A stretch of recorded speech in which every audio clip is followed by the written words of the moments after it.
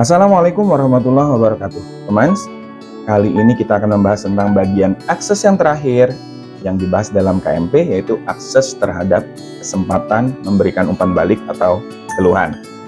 Di akhir video nanti, semoga teman-teman sudah bisa mendapatkan gambaran utuh bagaimana membuktikan umpan balik sesuai dengan standar akreditasi.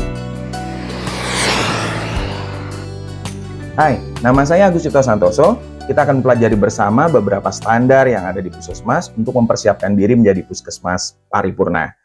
Anda yang baru ikut di sini, klik dulu subscribe-nya dan coel sekalian tanda loncengnya biar bisa update kalau ada video baru. Oke, kita sudah membicarakan tentang akses informasi. Kita juga sudah membicarakan bagaimana caranya melakukan evaluasi terhadap akses informasi tadi. Untuk teman-teman yang belum melihat bagaimana cara melakukannya, bisa lihat di dua video sebelumnya. Dan kali ini kita akan membicarakan tentang akses terhadap memberikan umpan balik dan keluhan. Bahkan dengan cara yang aktif kita juga diminta untuk melaksanakan survei kebutuhan pengguna jasa. Kalimat dalam EP-nya begini, dilakukan upaya untuk memperoleh umpan balik dan pengukuran kepuasan pengguna jasa atau pengguna layanan, serta penanganan aduan, keluhan dari pengguna layanan maupun tindak lanjutnya yang didokumentasikan sesuai dengan aturan yang telah ditetapkan dan dapat diakses oleh publik. Ini satu EP, tapi banyak sekali muatannya. Coba kalau kita ringkas, yang diminta di sini adalah 1. Kegiatan memperoleh umpan balik. 2. Pengukuran kepuasan pengguna layanan. 3. Penanganan keluhan. 4. Tindak lanjut perbaikan. Kemudian setelah itu informasi tentang kegiatan perbaikan tersebut. Baik, kita bahas satu-satu. Pertama, kegiatan memperoleh umpan balik. Sebagaimana kita sadari, kegiatan ini mendapatkan umpan balik ini memang dibutuhkan untuk perbaikan sistem pelayanan ya. Jadi memang kita membutuhkan pendapat orang untuk menjadi lebih baik.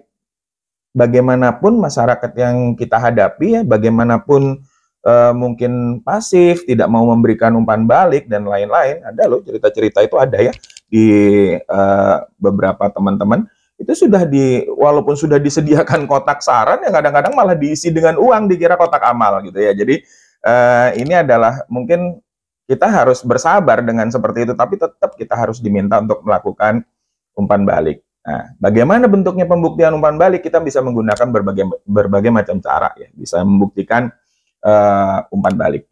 Bisa dengan formulir tertulis ya, jadi paling gampang sudah itu.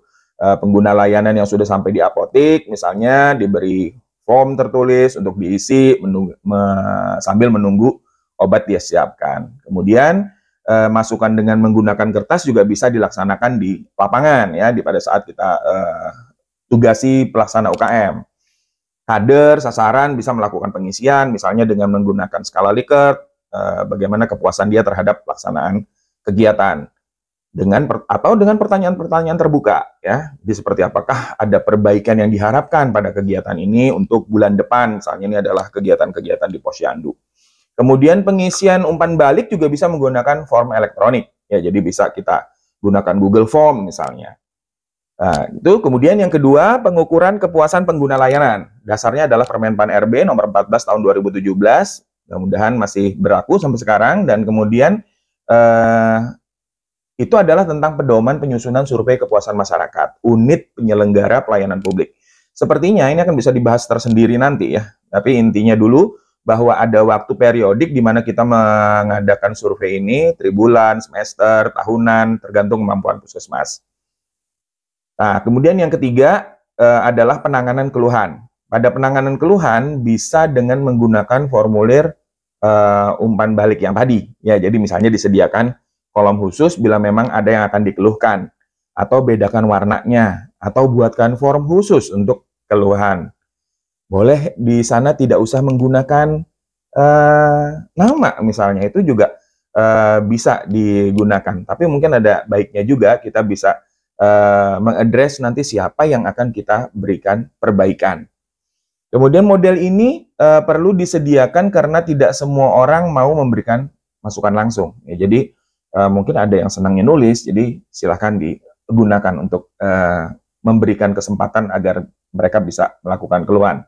memberikan keluhan mereka.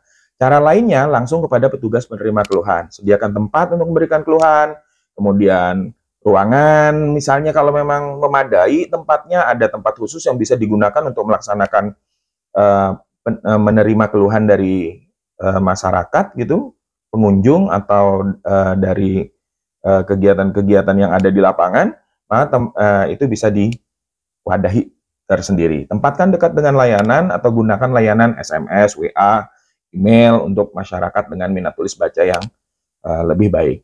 Untuk sosial media sebaiknya memang tidak usah menjadi tempat untuk memberikan layanan penanganan keluhan. Kalau untuk penanganan keluhan ya, karena ya sosial media ya, jadi kita tidak bisa menjamin di sana itu namanya benar, kemudian kita bisa mengadres nanti masalah itu bisa terus tidak timbul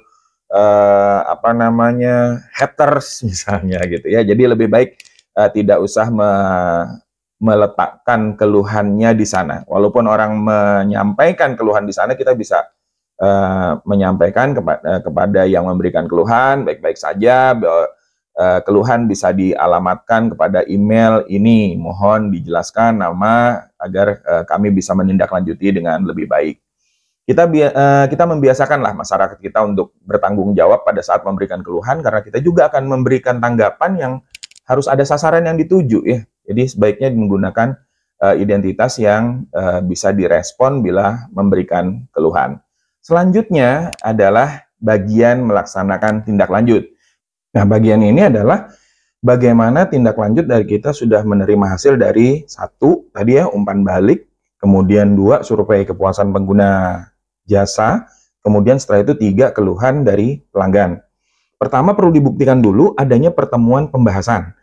Jadi setelah itu, setelah ada pelaksana yang ditugasi bersama-sama dengan tim pimpinan bisa bersama-sama membahas rekapan hal-hal yang diperlukan untuk dilakukan perubahan atau dilakukan perbaikan, dibicarakan bersama-sama dengan si pelaksana tadi. Tentu saja ini harus dibuat dulu bahannya ya. Kemudian pembuktian lainnya juga dilampirkan adalah matriks rencana penanganan dari umpan balik atau keluhan tadi.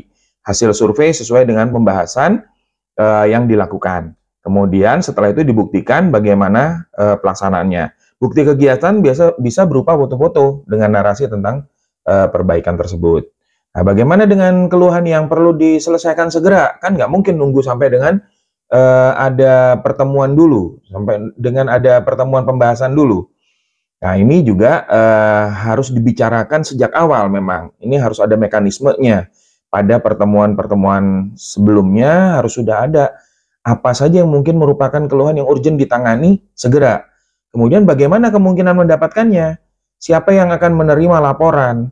Kemudian siapa yang berwenang dan siapa yang dilimpahi atau saat itu perlu konsultasi dengan siapa pada saat ada penanganan dari keluhan tersebut.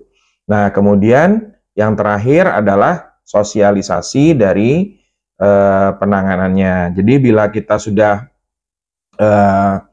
melakukan rencananya tadi dengan baik gitu ya, kita sudah melakukan perbaikan-perbaikan, maka perbaikan-perbaikan tadi bisa diperlihatkan dengan foto, dinarasi, ditempelkan di papan pengumuman atau papan data. Kemudian setelah itu juga prosedur yang misalnya ada satu perbaikan-perbaikan membutuhkan perubahan prosedur, ini perlu disampaikan, baik diumumkan secara tertulis atau diumumkan secara verbal melalui pengeras suara atau dengan media elektronik seperti TV misalnya, sehingga kalau misalnya ini ada perubahan prosedur, pengguna jasa tidak lagi menggunakan prosedur yang lama. Beda juga hal-hal yang mungkin tidak usah diumumkan, seperti halnya penanganan keluhan yang sifatnya pribadi ya. Jadi baik itu kepada yang memberikan keluhan maupun yang kepada petugas yang menjadi sasaran dari keluhan tersebut ya. Jadi kalau seperti itu kita bisa menyampaikannya secara pribadi juga. Nah, kalau kita ringkas maka kita akan membuktikan keluhan tadi menjadi kurang lebih 7 pembuktian ya. 1, umpan balik ya dengan form yang sudah terisi, entah itu pakai Google Form, entah itu pakai kertas. Kemudian itu baik dari yang di puskesmas maupun yang dari sasaran di lapangan. Kemudian hasil pelaksanaan survei itu beserta dengan perhitungan, dengan analisis. Kemudian form keluhan, ya bisa juga register keluhan. Kemudian bukti pelaksanaan kegiatan pertemuan pembahasan, ya. Jadi setelah ada pertemuan pembahasan tentunya juga ada notulen dan lain-lain ya tentang hasil dari masukan yang diterima. Kemudian matriks rencana tindak lanjut, ya. Matriks rencana tindak lanjut juga dibuktikan sehingga nanti kita bisa menyusun jadwal untuk melakukan tindak lanjutnya. Kemudian bukti pelaksanaan tindak lanjut perbaikannya bisa dengan foto-foto dan narasi seperti yang disampaikan tadi. Kemudian yang terakhir adalah pengumuman perbaikan untuk publik, ya, atau pemberitahuan untuk keluhan personal yang bisa dialamatkan kepada yang mengeluh, baik langsung ataupun melalui media tertentu yang dipilih oleh personnya tadi.